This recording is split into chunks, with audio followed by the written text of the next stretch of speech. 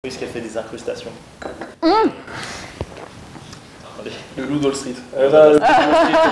C'était trop facile. Tu me dis?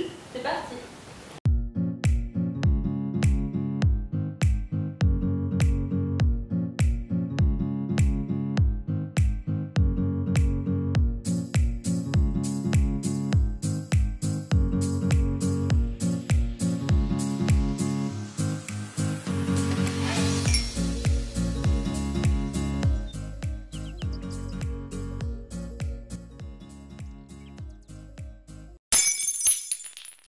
Santé!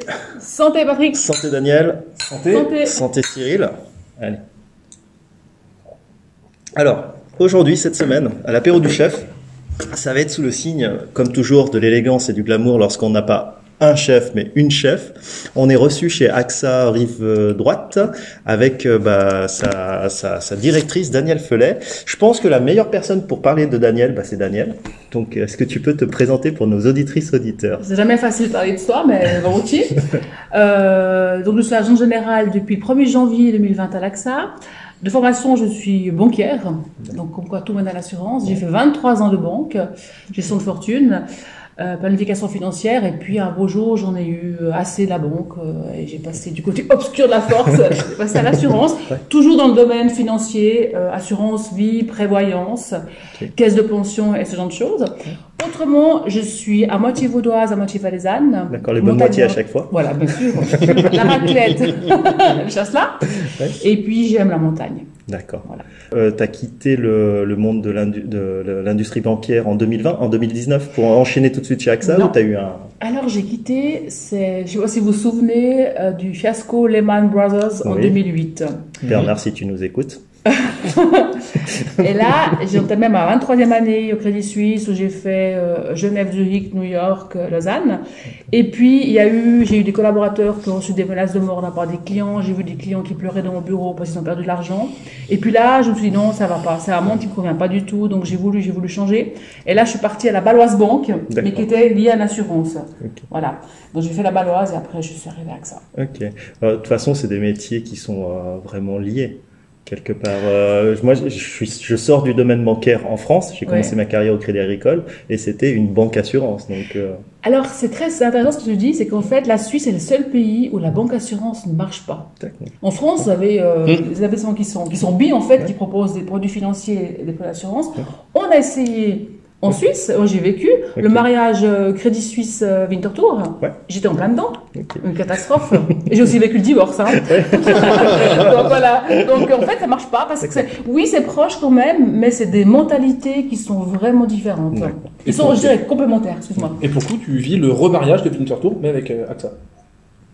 Voilà, mais alors malgré moi, effectivement, j'ai eu le divorse, un homme divorce et un j'ai remariage. retrouvé, voilà. Donc on retourne toujours aux sources. Dans ses premiers amours. Voilà. Exactement. qu'est-ce qui t'intéresse le plus du coup, vu que tu disais que tu te reconnaissais plus dans le métier de banquier, en quoi tu te reconnais dans le métier d'assureur? J'espère qu'il n'y a pas trop de banquiers qui m'écoutent. Bon, mon mari est banquier. Oui, il doit savoir. Voilà. Alors, étonnamment, je pense qu'on a une plus grande valeur ajoutée dans l'assurance. Je parle, moi, du côté de la prévoyance. D'accord. Incapacité en cas de décès, retraite, planification de la retraite, ce genre de choses, caisse de pension, qu'est-ce qui m'arrive si je m'invalide, si je décède. On a plus de valeur ajoutée parce qu'on apporte vraiment une solution en fonction du besoin de chacun. Chacun est différent. Alors que dans la banque, le marché financier, voilà, s'il y a une guerre commerciale entre la Chine et les États-Unis, les marchés vont baisser. Puis vous dites quoi, vous êtes pour rien. Si le SMI prend 10%, vous arrivez à faire plus 9 ou plus 11, il n'y a pas une grande valeur ajoutée. Je trouvais, il me semblait, messieurs les banquiers, pardonnez-moi, il me semblait que je vendais parfois un peu de vent. Quand même.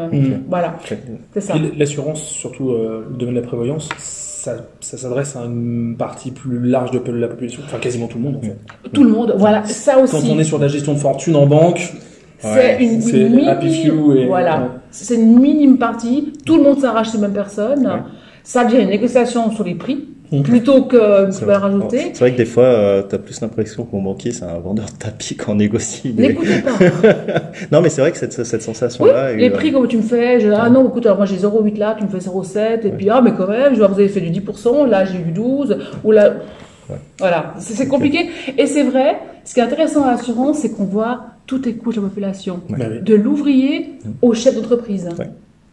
Et c'est les vrais gens. Bah, Parce que la population, c'est pas que les gens qui ont 10 millions et plus, hein.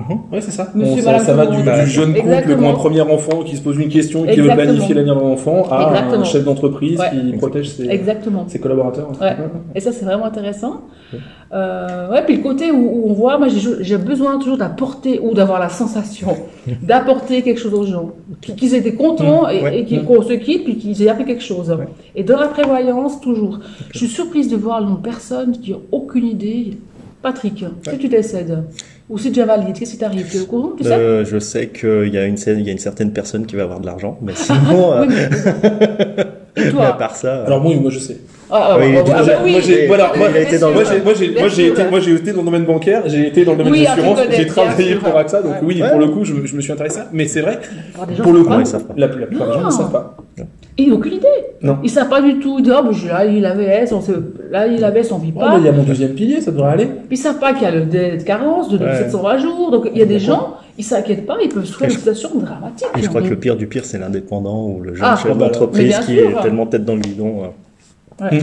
Ouais, c'est sûr. Et puis l'intérêt aussi par rapport à la banque, moi je fais beaucoup de caisses de pension, la LPP. Et on va à des chefs d'entreprise. Et là, c'est intéressant. On apporte une plus-value. On peut faire le fonds, le règlement en fonction de leurs besoins, ou si on a un acte fiscaux. Ce qu'on n'est pas forcément avec la banque. Et puis, est-ce que vous accompagnez le chef d'entreprise? C'est-à-dire que, par exemple, moi, j'ouvre ma start-up et je veux devenir le prochain Facebook. Est-ce que vous allez m'accompagner du début à la fin, enfin, du début jusqu'à l'évolution, ou vous allez me dire, reviens quand tu seras le Facebook? Non, voilà. non, alors, la banque a tendance à te dire, reviens sur Facebook, parce que moi, ce qui m'intéresse, c'est l'argent que tu as placé. Je te prête pas, je veux placer. Ouais. Voilà. Là, alors, AXA, il y a deux, on a séparé volontairement la non-vie de la vie. Okay. Donc la non-vie, c'est justement protection juridique, assurance bâtiment, assurance ménage, cybersécurité. Pourquoi? Parce qu'on peut pas... Ah, cybersécurité? Ouais. Vous êtes mis au goût du jour. Oui, ah bah il faut, il y a des clubs même internationaux. Hein. Donc c'est vrai qu'on accompagne, c'est plutôt mes collègues de la toute branche, de la non-vie, qui font ça, parce que rien qu'eux, ils ont 45 produits différents. Ouais, en cybersécurité, ménage, voiture, tout ce que je connais pas. Alors que moi, je me focalise que sur ce que je sais faire, la prévoyance, les produits financiers et la caisse de pension. Et puis l'assurance santé. Okay. Voilà. Mais effectivement, pour répondre à ta question, on accompagne, on a des packs, ce qu'on appelle des packs start-up. Ok. On va les accompagner. Super. Il y en a beaucoup en ce moment à Genève? Des jeunes entrepreneurs qui lancent des startups? Beaucoup. Ouais. Ah oui, c'est très dynamique, ça. C'est un marché d'ébullition. Okay. Alors, malheureusement, ce qui me fait mal au cœur, c'est qu'on croise plein de personnes qui sont plein d'espoir, plein d'idées, qui travaillent 15 heures par jour, 13 heures par jour. Et puis, ils ne sont pas tous appelés à survivre. Bah, c'est le lot, même du business. Hein, c'est 1 sur 10, grosso modo, en start-up. Ouais. Et puis, en Suisse, autant aux États-Unis, on tombe, on se relève encore plus fort, et puis on est même applaudi. Ouais. En Suisse, c'est pas encore dans les mœurs. Et ça, je trouve dommage. C'est vrai qu'en Suisse, c'est un échec, c'est pas un apprentissage. On apprend ses erreurs. Non, c'est clair. Donc, depuis que tu es agent général ou directrice, comment on fait pour gérer la meute de loups affamée de tes collaborateurs, ces jeunes ces jeunes dynamiques, pleins d'espoir et d'ambition? Alors, bon, pour l'instant, j'ai que 6 mois de recul, dont 2 confinements. Mais cela dit, alors c'est vrai qu'on m'a dit, oh mon Dieu, t'es complètement cinglé, tu vas reprendre Genève. Oh, Genève, mon Dieu, c'est la ville, et puis c'est l'assureur, c'est pas des banquiers, et puis en plus t'es une femme, mais tu vas te faire manger, c'est une catastrophe. Mais en fait, je pense qu'au fait, la clé à base de tout, c'est de respecter puis d'écouter les humains. Et j'ai l'impression, il faut demander à mes collègues, mais j'ai l'impression, de par mon côté plutôt, j'écoute, je les coach, ça sert à rien de fouetter. Il faut encourager. Et tout d'un coup, de jeunes loups, ils deviennent des protecteurs. Voilà, oui. Ça devient la meute. Ah, bien sûr, ils ont envie. Il faut avoir le juste milieu entre peut-être le fouet, mais avec aussi le coaching et les encouragements, et puis les remerciements. Parce que beaucoup, je pense, partout, de toutes les assurances en Suisse, ont l'impression, en fait, de travailler beaucoup, d'être des vaches à lait, et puis que le patron, lui, alors, il fait rien. et puis qui roule en 4x4, et puis qui fait beaucoup d'argent, et qui met jamais la main à la pâte. Donc il faut montrer l'exemple. Je crois qu'en fait, il faut être humain.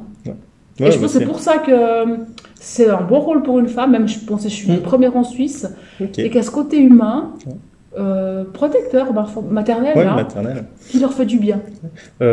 Michel Balestra, qu'on a interviewé, parlait du patriarche, mais dans le côté bon sens, tu sais, bienveillant. Donc c'est un peu ça, en fait. C'est ce terme-là qui revient, en fait. La bienveillance. La bienveillance. Et ça se perd. Avec maintenant la course au profit, plus que moi, tout ça, la rentabilité à court terme, c'est vrai qu'on aurait tendance à oublier la bienveillance. On profite de son porte-monnaie, on profite de son propre succès, voilà. Et tu as eu des formations de coaching suite à, parce que le milieu bancaire, qui est pas réputé pour être le milieu où on respecte, où on est justement bienveillant. Comment ça s'est passé la transition pour ensuite devenir directrice et manageuse? Je crois qu'il n'y a plus aucune aide, aucun coach. On te jette. Après, c'est la capacité de débrouiller. Mais j'ai jamais été coachée pour rien. En fait, moi, j'ai un parcours atypique. J'ai fait aucun papier universitaire parce que mon père est décédé quand j'avais 17 ans. Je voulais faire le droit, puis j'ai dû quitter la maison. Donc, j'ai commencé comme ça, à travailler comme ça. J'ai tout fait les papiers après coup. Puis la même chose, soit dans la banque, dans l'assurance. Un beau jour, il faut oser se lancer. Il faut dire, voilà, je suis capable de le faire. Et puis tu montres ce dont tu es capable. Donc voilà. C'est le côté valaisan, ça, allez. On y va. En fait, il faut croire en soi. C'est ça. Est-ce que pour le coup, le côté agent général, tu nous disais tout à l'heure que tu as ton équipe s'est étoffée, renouvelée juste au moment du confinement. Est-ce que c'est un type de profil que tu recherches aussi, ou les gens qui ont plutôt de l'expérience, une expérience de vie, ce genre de choses, ou ce qu'on peut voir en banque ou ce genre de choses en disant dis-moi de quelle haute école tu sors et je te dirai si je peux t'embaucher? À ton avis? Je suis l'antithèse. Je pense que les gens qui ont un parcours trop lisse, pour lesquels tout est facile, ils sont pas intéressants. Ouais, je pense. Et moi, je vais engager par exemple maintenant des gens qui personne n'aurait cru. Parce que j'ai mon parcours un peu cabossé. Les cabossés, mais qui ont toujours rebondi, je pense que c'est déjà intéressant. Tu disais tout à l'heure, par le Crédit Suisse, New York, est-ce que c'est aussi d'avoir travaillé là-bas, d'avoir eu cette expérience anglo-saxonne et américaine de cet échec qui te fait dire si tu t'es trompé, tu sais comment ne plus te tromper? Oui, je pense que ça aide beaucoup. Ah oui. Tu as fait combien de temps là-bas? J'ai fait 2 ans à New York. Autour de la belle époque, envoyé par Crédit Suisse ou... Voilà. Et dans les années 2000, quelque chose comme ça. Juste avant, 96. Ah ouais. Vraiment à Wall Street, parfait. Est-ce que tu as croisé le loup de Wall Street? Allez, voilà. Alors, t'en as dû en croiser plusieurs, je pense. Oui. Ça doit être c'était la belle époque. Ah, c'est la belle époque. Ou déjà à l'époque, il y avait un sacré différence entre les Suisses et les Américains. Nous, on était des brebis, pas armés pour la vie, eux déjà affûtés. L'Américain moyen qui travaillait avec moi, il n'avait pas les moyens de se payer un appartement sur Manhattan, même pas un studio. Des gens de 35 ans, ils vivaient tous en colocation. Moi, on me dirait à 35 ans en colocation dans un studio, je dirais no way. Eux, c'est normal. New York en plus, c'est Manhattan en plus. Tandis que si t'es banquier et que tu vis pas à Manhattan, je pense qu'à l'époque. C'est juste. Donc là, puis nous, on avait l'appart pour payer, on était materné, c'était magnifique. Des conditions parfaites. Et ce qui est dommage, c'est qu'en fait, on était une volée de 25, il n'y en a pas un qui restait. Sur tout ce qui était... À terme, tout ce qui était... Mais je pense que c'est 2008-2010 où il y a vraiment eu un switch dans l'industrie. Ah oui. Et beaucoup ont arrêté à ce moment-là. Tous ceux qui ont connu ce qu'on appelle les belles années, que ce soit à l'étranger ou même à Genève. J'ai beaucoup de... Mais je crois qu'il y a eu des désillusions au niveau des clients, mais au niveau aussi des collaborateurs. Ah oui. Parce que les collaborateurs ne le faisaient pas. Enfin, je veux dire, il y a un moment, on parlait de Lehman Brothers, on parlait de différents scandales qu'il y a eu dans les banques. Les banquiers, ceux qui étaient au contact de la clientèle, ont subi ça, mais eux non plus. Ils n'étaient pas au courant. Ils n'étaient pas au courant. Il ne faut pas croire que le gestionnaire de fortune à New York, à Genève ou ce genre de choses était au courant et cachait ce secret et qui était connu de ce genre de choses. Je pense que le point banker est plus ou moins honnête. Oui. Celui qui a tiré des ficelles, c'est l'investment banker. Exactement. C'est celui qu'on appelait le bankster. Exactement. Le bankster. Exactement. Et le conseiller moyen, quand il proposait les Lehman Brothers, il disait à son client ce qu'on disait dire. Monsieur le client, c'est sécurité. C'est comme une obligation, c'est comme un compte d'épargne. Et par derrière, il avait des GS ou je sais pas quoi, qui vendaient, qui shortaient le même produit parce qu'ils savaient déjà ce qui allait se passer. C'est eux, à mon avis. Ouais. À mon avis, c'est eux les criminels. Là. Oui. Non, c'est pas le conseiller qui... Non, le plan, vous le mettre sûr que non. Et le conseil, mais la plupart du temps, lui aussi s'est fait avoir, hein, parce qu'il croyait Mais mon produit, et complètement. aussi on a souscrit. Hein. Mais moi, j'ai eu des collaborateurs. Écoute, Lehman, j'étais à Genève, qui ont reçu des menaces de mort de la part des clients. Des clients qui pétaient les plombs. Ils disaient, mais parce qu'ils ont tout perdu. Tout. Ah, il y a eu des drames sur cette période. Ouais. Ouais. Bon, après, ceux qui ont beaucoup perdu, c'est aussi ceux qui ont été très cupides, parce qu'en principe, le banquier, s'il a bien fait son boulot, c'était de diversifier et de protéger, quelque part. Ça, c'est le côté pervers, et on le vit partout, des objectifs trop serrés, des ambitions, où les gens voient qu'à 3 mois, parce qu'on doit publier des profits chaque 3 mois, donc on vend n'importe quoi pour être beau sur les chiffres. Et puis comme les CEO ne restent pas, c'est là, il reste 2 ans, ils ont le temps de là, tirer les chiffres et partir, et après on voit le caca. C'est ça. L'équivalent du bankster dans ton domaine, l'assureur voleur, qu'est-ce que tu leur dis à ces gens qui ont cette mauvaise image de l'assureur? Parce que moi, quand j'ai dit que j'allais recevoir une directrice d'une assurance, on me fait « Oh là, mais t'es fou !» Mais là, je comprends très bien. Ouais. Je comprends très bien parce que moi, j'ai eu le même sentiment quand j'étais banquière. Et puis je comprends qu'il y ait des gens qui posent comme ça parce qu'en fait c'est comme partout, il suffit qu'il y ait 1 ou 2 verres qui pourrissent la pomme, il y a peut-être des petits courtiers qui font pas du bon travail, peut-être j'ai des collègues chez moi qui ne sont pas bons, qui sont pervers, qui vendent pour vendre parce que la commission rentre, donc forcément on parle souvent que des cas qui ne vont pas, des cas de fraude, on ne parle pas du reste. Et puis c'est vrai que ça reste ancré dans les mœurs. C'est comme on dit, voilà, maintenant ça va, je suis un peu moins blonde. Mais à un moment donné, on dit, ouais, les blondes sont bêtes. C'est ancré. Non, mais... Oui. Hein, voilà. Et puis c'est vrai qu'à l'époque, l'assureur, on a cliché tous l'assureur, le pied dans le pas de porte, qui parle pas ou vend tapis. Alors oui, c'était vrai. Je pense que moi aussi j'ai vécu. Bien sûr. Mais maintenant, je vais vous dire quelque chose. Bon, je connais pas toutes les assurances, mais pour AXA par exemple, le pire risque, c'est pas de pas faire du business. Le pire risque, c'est le risque de réputation. Donc, on préfère ne pas signer, ne pas faire de business, que pour le moindre risque de conseil, pour le moindre risque de réclamation. Parce qu'on est conscient que ça peut vraiment impacter sur un long terme. Bien sûr. Voilà. Puis surtout avec de nos jours les réseaux sociaux et les sites d'avis consommateurs, ça va vite. Ça va oui, tout à fait. Ouais. Et puis c'est pareil, alors pour le coup, alors à moins que ça ait changé, mais sauf erreur, en tant qu'agent général AXA, tu es patronne de ton entreprise au sein d'AXA. Je suis indépendante. C'est indépendante. Hein.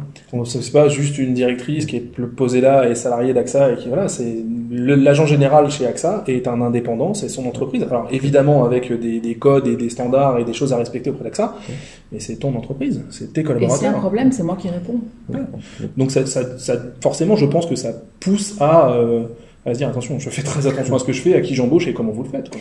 Et je pense, j'en sais rien, vous allez demander à mes supérieurs, je pense que c'est pour ça qu'ils ont engagé une banquière et l'ex-banquière. Parce que la banque, dans le compliance, dans le controlling, dans le respect des règles, a beaucoup d'avance sur l'assurance. Où on documente tout, on regarde vraiment que tout soit fait. C'est pour ça aussi, j'imagine. Ouais, je pense.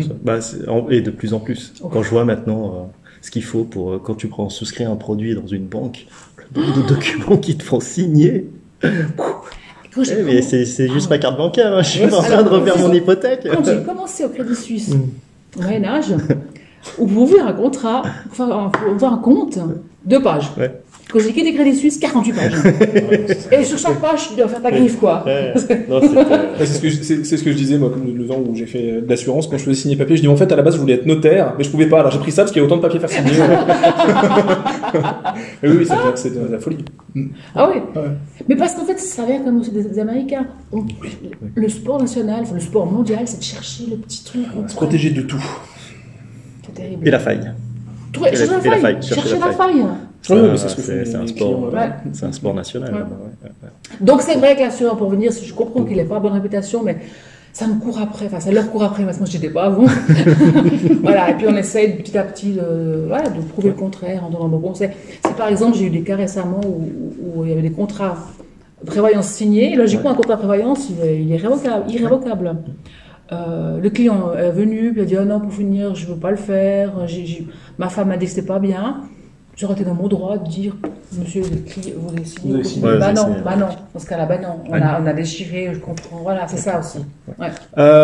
Comment t'as vécu le Covid et le confinement? Alors, tu venais de commencer un nouveau Oui, alors job, ça. en plus. Alors, première formation générale, je ne connaissais pas l'équipe. Commencé le 1er janvier, banquière. Et il y a à peu près 50 personnes à gérer. Tous, un peu tous échaudés déjà. C'est con. Qu'est-ce qu'ils nous mettent là, quoi. En général, fin février, début mars, confiné à la maison, il fallait gérer à distance, être sûr que les gens travaillent pas. Donc, un petit moment de panique. Alors, au début, j'ai pas eu peur du Covid. Hein. Ouais. Encore maintenant, voilà, j'ai respecté, mais voilà. Passé la première semaine d'angoisse, je l'ai vécu hyper bien. Alors, je pense que malgré les décès, c'est triste tout ce qu'il y a eu, je pense que ça va quand même nous apporter, et j'espère que ça va continuer, un changement Dans les mentalités. de mentalité. Donc moi, ça fait quand même depuis... moi, je travaille, comme je dis, j'ai perdu mon père à l'âge de 17 ans. Depuis l'âge de 17 ans, je travaille non-stop, j'ai jamais arrêté. Et c'est la première fois de ma vie où j'ai toujours beaucoup travaillé, mais depuis la maison. Et loin de moi, le stress de prendre des bouchons, de s'énerver, de vite s'habiller, De se maquiller. de se maquiller, de se coiffer. Et c'est depuis le confinement que maintenant j'ai compris, la queue de cheval, c'est beaucoup plus simple que faire des beaucoup plus simple. Donc, Qu'est-ce que ça aura changé le confinement? Bah non, je fais des queues de cheval. C'est beaucoup plus facile. Mais en fait, ça m'a rapporté de relativiser, voilà. Et puis alors, pour mon agence, ça a géré une solidarité qui n'aurait jamais été présente s'il n'y avait pas eu le Covid. Parce qu'on se parlait tout le temps au téléphone, on faisait des Skype ensemble, on se soutenait mutuellement. Et mes collègues, mes 50 collaborateurs, ils étaient tous un peu... L'assureur, c'est un individu, un artiste. Et là, tout d'un coup, ils sont devenus un team et ils s'aident mutuellement. Ok. Ouais. Ah, bah c'était bien. Ouais. Ouais. Donc moi, Plaisir. j'ai bien apprécié. J'ai toujours été un souci pour l'économie, bien sûr, mais je pense et où je suis en fait. Tu vois le contre-coup là des clients qui t'appellent en disant ah tu sais je dois revoir mes polices parce que là je suis un peu ric-rac ou. Il y en a. Mais alors des facilités de paiement, des délais de paiement, des suspensions. C'est ça qui me fait peur, c'est plus sur l'économie, sur maintenant le ralentissement, certains secteurs qui sont vraiment très impactés, le tourisme, l'hôtellerie, restauration. Voilà. Moi, je pense que peut-être qu'il faudrait soutenir principalement ces secteurs qui sont impactés, parce que je pense que le reste, ça va partir. Ouais. Mais c'est vraiment... Et puis, à mon avis, maintenant, avec ce qui se profile maintenant, la propagation qui pourrait continuer, je me dis qu'il faudrait peut-être fermer les discothèques, tout ça. Mais dédommager ces gens-là. Bien sûr. C'est les seuls qu'il faut, ou l'événementiel, ou ça, mais voilà. Ouais. Et AXA a créé un nouveau produit anti-Covid, spécial Covid. Lequel? Bah, je sais rien. Ah non, alors on cherche toujours. Couverture. Pour le coup, il y a beaucoup d'entreprises là qui se sont un peu, qui ont découvert les bienfaits du télétravail. Il y a moi j'ai même en fait l'exemple de quelques entreprises qui étaient totalement contre et qui finalement se sont bien rendus compte que ils n'avaient pas le choix et qui sortis du confinement ont demandé à leurs collaborateurs est-ce que vous voulez continuer un jour ou deux par semaine finalement à travailler de chez vous parce qu'ils se sont rendus compte qu'ils ont été efficaces. T'étais comment toi par rapport à ça avant et après? Alors avant, j'étais la banquière Tour avec des œillères où je voulais que tout le monde soit là le matin à 8h. Puis je regardais dans les bureaux, il n'est pas là, il est parti plus tôt, un peu stupide. Et ben maintenant, je peux vous dire que c'est fini. Maintenant, je pense que 2 jours de home office et 3 jours au bureau, c'est bien. Voire 3 jours à la maison et 2 jours ici. Que du home office, c'est pas bien parce qu'il faut garder le contact, d'accord. Mais venir tous les matins, tous comme des moutons, et puis être connecté, puis montrer qu'on est là, puis faire un solitaire sur son ordinateur en cachette, c'est ridicule. Faire le présentéisme, Donc moi, je suis maintenant pour moitié, avec un bon équilibre. Et je vois mes collaborateurs, ils m'ont remercié. C'est joli parce qu'on a fait ma première séance d'agence post-Covid, je l'ai fait le 19 juin, et je les connais pas bien depuis. Et ils sont venus, et les assureurs, ils sont venus. Ils m'ont écrit une magnifique carte. Merci pour ta confiance. Avec un bouquet de fleurs. J'ai jamais reçu de ma vie à mon âge un bouquet de fleurs, mais énorme. Ils m'ont remercié la confiance d'avoir laissé un petit peu dire voilà, j'aimerais que vous fassiez ça, je compte sur vous. Vous travaillez la maison, voilà, la vie continue. Je pense que c'est des mentalités à prendre. Ouais. Et puis c'est un gage. Pour moi, le home office, c'est un gage de confiance avec ton collaborateur.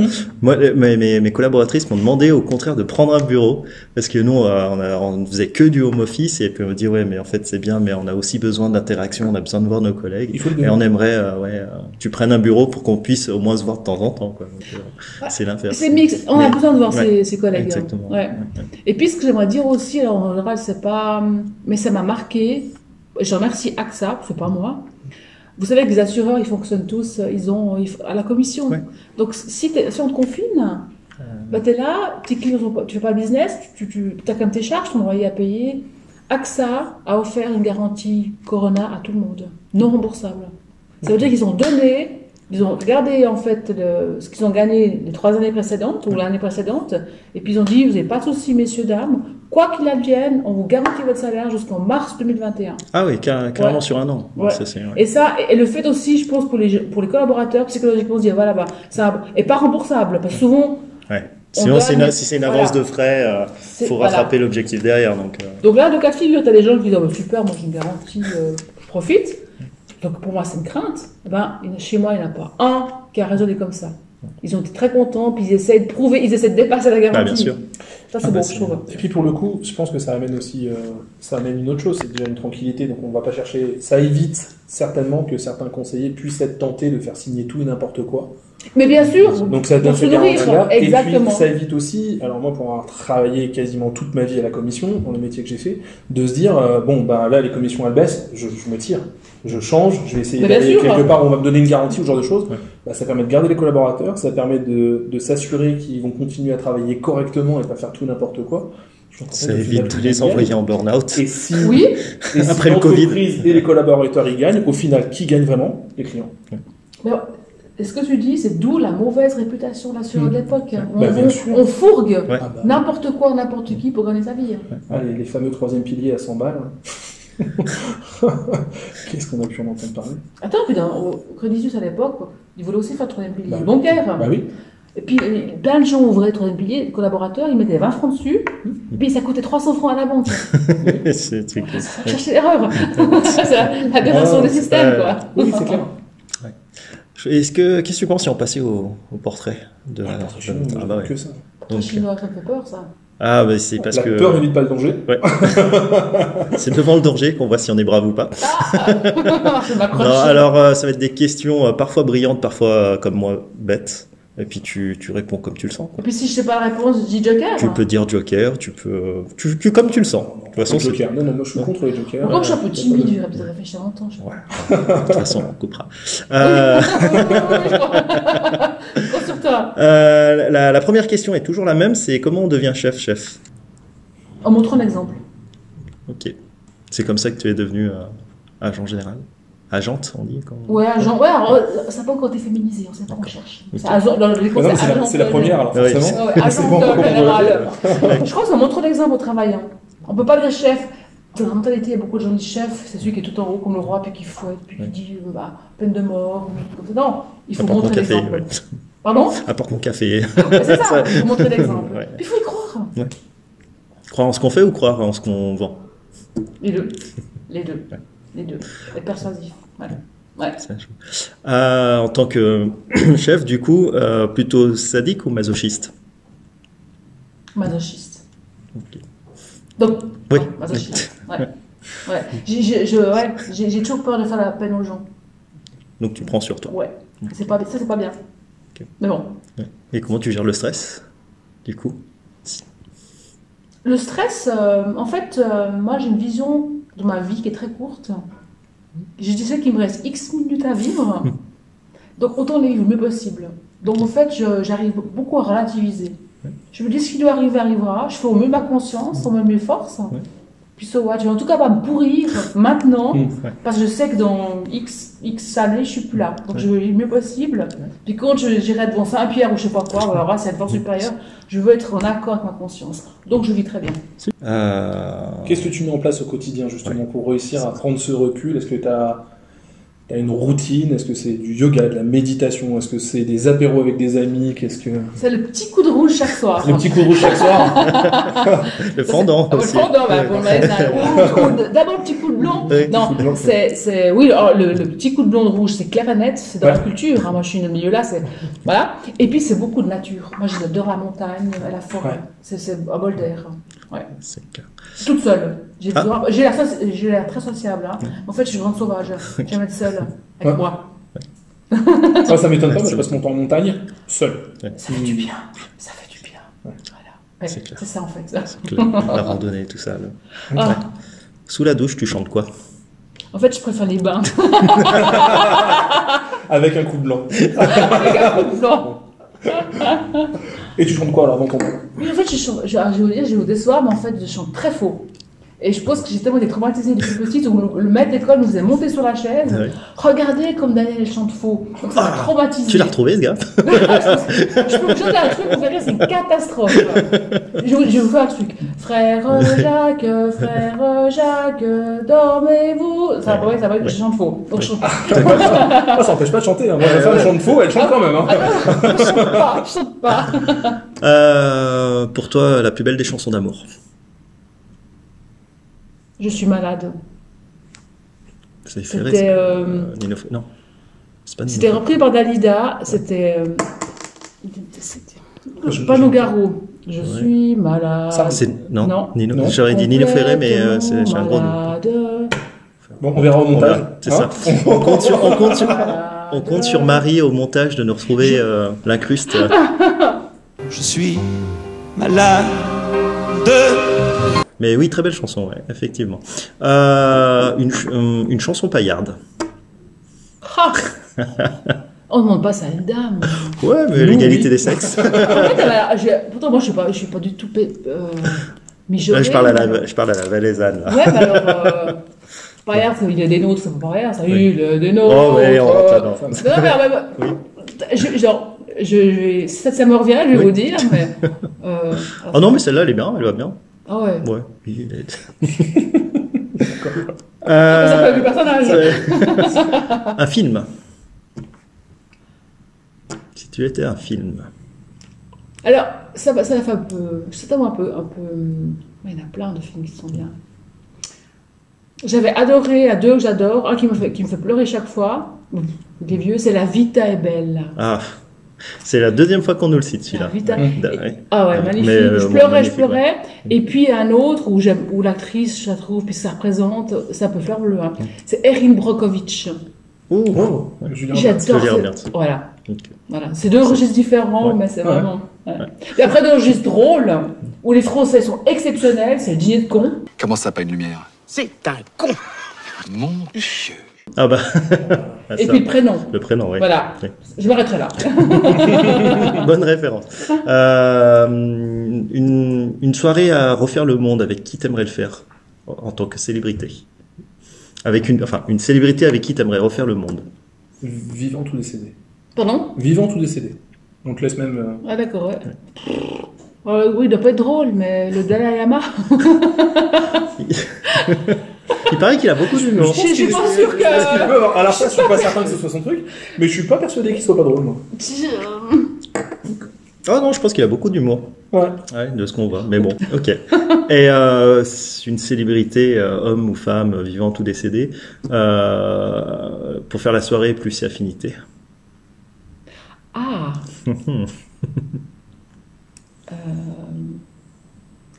Oh. Ouais, mais c'est un cliché, lui, non pas lui. Bruce Willis. Ouais. Ouais, c'est parti. Ah, c'est Ouais. Ah bah, oui, j'ai ça pensé fait- à Brad Pitt. Ah oui, oui. Brad Pitt, c'est le... Bah non, C'est- non. Trop parfait, celui-là. Trop. Ah, pourtant, lui, il aime bien le coup de blanc. Hein. Ils ont un domaine. Ouais. Bruce Willis aussi. Je pense, ouais. Bon. Tu vois, les chauves, là. On Ouais. les connaît. Ah, c'est connu, là. Pardon. Je dis ça, je dis rien. hein. Bah, moi, je dis pas l'inverse. Hein. Sans transition aucune, si t'étais une gourmandise, Moi, le chocolat. oh, avec la glace vanille. Merci. Si t'étais un vin, Mais un fondant. Non. Ok. Non, je serais un rouge, je serais un amarone. ok. Sur le côté italien. Ouais. Puissant, lourd en alcool, tu vois le truc. Cas du corps. Du corps. Tu croises l'ado que tu étais à 16 ans, qu'est-ce que tu lui dis? Pardon? Tu croises l'adolescente que tu étais à 16 ans, qu'est-ce que tu lui dis? Ben, je lui dirais, écoute, t'en fais pas, tout va bien se dérouler parce qu'à 16 ans, j'étais timide, j'étais grosse, j'étais la risée de ma classe, mal dans ma peau. Donc je lui dirais, mais t'en fais pas, la roue va tourner. C'était quoi ton secret minceur ou ton... Qu'est-ce qui a été le déclic? Je sais pas. Moi, je crois, j'ai une bonne étoile, je crois. Un beau jour, ouais, c'est vrai que je vois des photos de moi encore à l'époque. C'est vrai que je sais pas, tout d'un coup, j'ai cru en moi, petit à petit. Puis, le fait de croiser les gens qui donnent confiance, qui donnent l'assise et tout. Régime jamais, bon vivant, je mange, je bois, vous avez vu. Hein. Ouais. Je suis hyper active. Le fait de prendre conscience, j'ai beaucoup travaillé, beaucoup parlé, beaucoup bougé. Puis peut-être je me suis amincie et puis j'ai pris confiance. Mais c'est vrai que l'ado à 16 ans, je sais pas, mais si tu vois une boule brune, le cheveu triste, gras, qui est toujours derrière dans son coin, et puis qui bégaye en parlant, puis qui est timide, ben c'était moi. On a du mal à l'imaginer. Je vous promets, je vous promets. Peut-être le fait aussi de sortir, de voyager, voir d'autres pays, voir d'autres choses. Peut-être, voilà. Mon père, j'avais connu bonne santé, il était malade, il a fait 15 ans à l'hôpital. Quand il est mort, j'ai hérité 2 millions de dettes du CHUV. Donc, une mère dépressive, fille unique. Donc, tout ça, ça n'a pas aidé. Puis, je pense que le fait d'avoir une enfance difficile, au bout d'un moment, ça t'oblige à lutter. Ouais. Pour pas couler. Pas cool. J'imagine, mais aussi, moi, je crois à la chance. Je pense que je suis une chanceuse. Je pense. Super. Là, tu sais, on est suivi par surtout des jeunes entrepreneurs. Si tu avais un conseil à leur donner il faut y croire. aussi. Ouais, il faut y croire. Il n'y a pas d'idées stupides, il n'y a pas d'actes ridicules. Il faut foncer. Il n'y a que ceux qui foncent qui réussissent. Okay. Si tu étais une erreur, faite ou rêvée. Trump. Non. Si j'étais une erreur, Ouais. La précipitation. T'es un peu comme ça. Trop. Vu que Ouais. je te vois bien démarrer au quart de tour. Trop. Mais malgré mon âge, j'ai rien à faire, on n'apprend pas ces erreurs. Non. La précipitation, clairement. Ok, un péché capital. La gourmandise. Ouais, c'est ce qui est le plus beau. Ouais. Et si c'était le mot de la fin de cette interview. La gratitude. Merci à toi. Alors, merci. Merci. Santé. J'ai pas dit trop de bêtises? Oh, non, c'était pas.